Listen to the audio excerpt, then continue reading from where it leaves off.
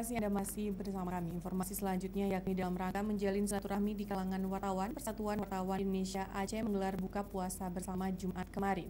Dalam kegiatan yang berlangsung di kantor PWI Aceh Simpang 5 Banda Aceh ini, turut dihadiri Kapolda Aceh dan Panglima Kodam Iskandar Muda. Kegiatan buka puasa bersama yang telah menjadi agenda rutin tahunan pengurus PWI Aceh ini diawali dengan pemberian santunan kepada puluhan anak yatim wartawan yang secara simbolis diserahkan oleh salah seorang tokoh pers Aceh, Haji Harun Gecik Lumi.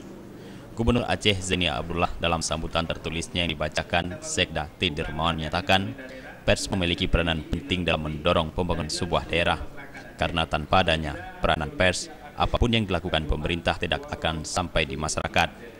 Selain itu, Gubernur meminta wartawan agar dapat menjadi penyejuk dalam menyambut tahun politik yang sudah di depan mata. Dan dalam menulis berita, kegiatan buka puasa bersama sudah menjadi kalender tahunan pengurus PWI Aceh.